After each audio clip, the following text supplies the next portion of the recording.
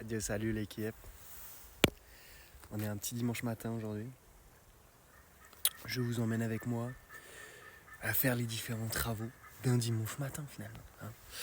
Premièrement, on profite de la petite vue de la montagne avec un bon petit maté.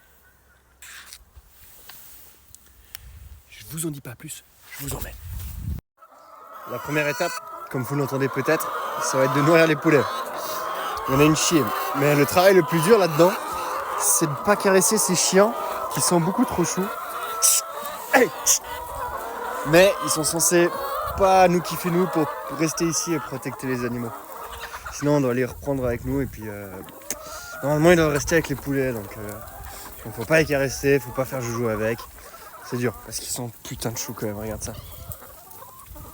Puis lui là, le gros, il est tout mignon aussi. Allez, je vous montre comment ça joue.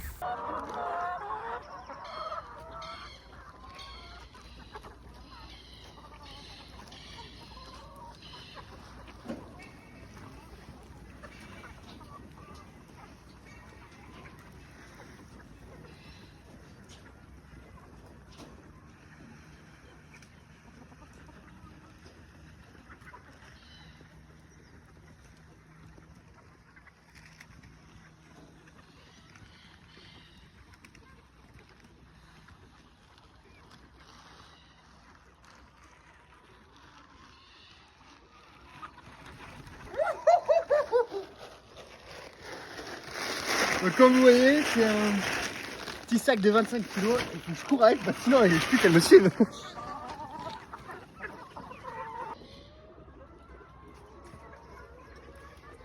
Et le problème quand elle me suit, c'est qu'il y en a partout. Et du coup je peux plus avancer, donc ça me bloque, donc ça me fait chier. Donc j'essaie de courir, balancer les graines partout et après on fait. Deuxième étape de la matinée, ramasser les œufs. Il y en a un peu partout là-dedans. Normalement. Nickel. Et voilà quoi, elle est belle. Ça fait petit déj ça. Des omelettes, des protes.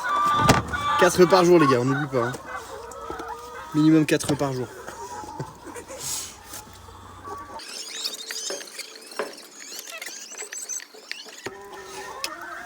Ensuite on va quand même donner à bouffer à ces petits dogos pour éviter qu'ils bouffent les poulets quoi.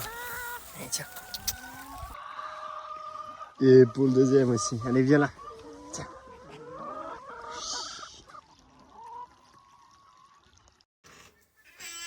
Ok, retour à la boise. On dépose des petits œufs. Là il y a de la dulce de leche, des zucchini, de la moutarde. Bref, un max de trucs fait maison, fait local. On profite du petit chien et puis surtout, petite pause matée avant de repartir. Hé ma belle. C'est là, on va s'en occuper plus tard. On va lui donner du lait à la main. On fait vite. Et là, on donne à bouffer aux novichos. Les novichos, en gros, c'est les veaux qu'on va bouffer, quoi. On va les couper, puis après on va faire des steaks avec ces machins. Tu sais, c'est excellent. Puis là, on les entraîne. On leur donne déjà de la drèche. Donc c'est le reste de la fabrication de la bière. Les petits céréales resto. Et puis on crie pasto, pasto, pasto. Ce qui veut dire herbe, herbe, herbe ou un truc du genre. Mais en gros, c'est pour les habituer que une fois qu'on va les relâcher un peu dans le pâturage, quand on crie pasto, pasto, pasto, elles vont venir vers nous parce qu'ils seront habitués à ce que ça signifie bouffe, bouffe, bouffe. Et ces machins, normalement, on est censé les laisser courir. Et comme vous voyez là, c'est un peu dans un enclos fermé. C'est parce que c'est des novichos qui viennent de Pampa Linda, donc là où j'étais avant, dans le trek, donc un petit glacier par là-bas en haut. Et l'ancien propriétaire, il les laisse courir un peu partout, tu vois, ils sont bas les couilles, il les laisse balader, puis après il va les chasser avec le cheval ouais, pour quand il doit en bouffer une. Et ici, on n'a pas de chevaux, mais on a des terres plus petites. Et là, ils sont pas encore habitués au fil électrique, du coup, elles se barrent. Il y a 3 mois, il y en a genre 25 qui s'étaient barrés. On en a retrouvé 19. Et il y en a encore 6 restantes qu'on cherche de temps en temps. Quand on a du temps, on se balade, on fait un petit trek dans le pâturage là et puis on cherche les vaches quoi. Voilà.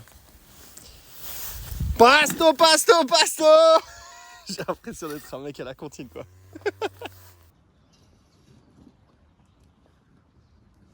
Pasto, pasto, pasto.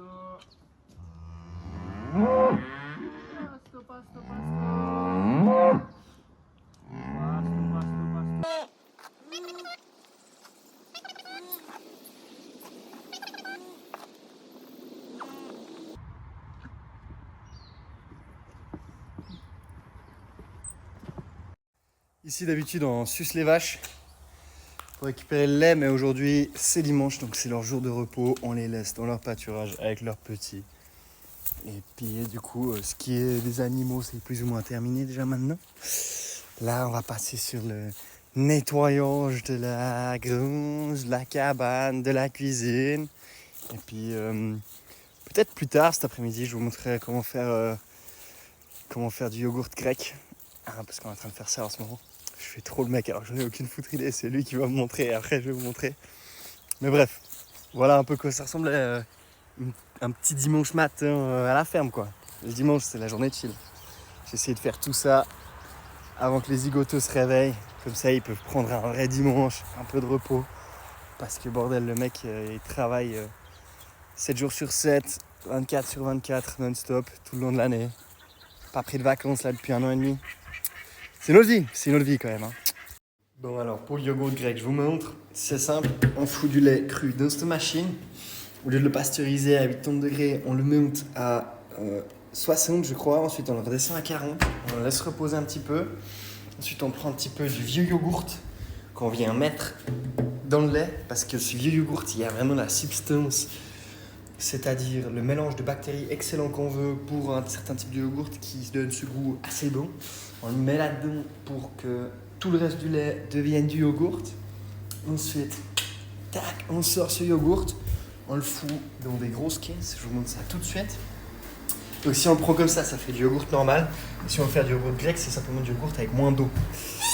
Et donc là, par exemple, on a du yogourt à l'intérieur qui est en train de s'essorer, donc l'eau est en train de couler en bas et puis après tu as juste à mélanger quelques fois pour bien faire partir. Et là comme vous voyez c'est beaucoup plus crémeux, c'est excellent ça c'est du yogourt grec déjà. Et si on laisse encore plus, ça peut même faire du cream cheese, c'est comme ça qu'on fait du cream cheese. Et puis voilà comment on fait du yogourt ici, voilà comment on fait du yogourt grec, allez c'est cadeau.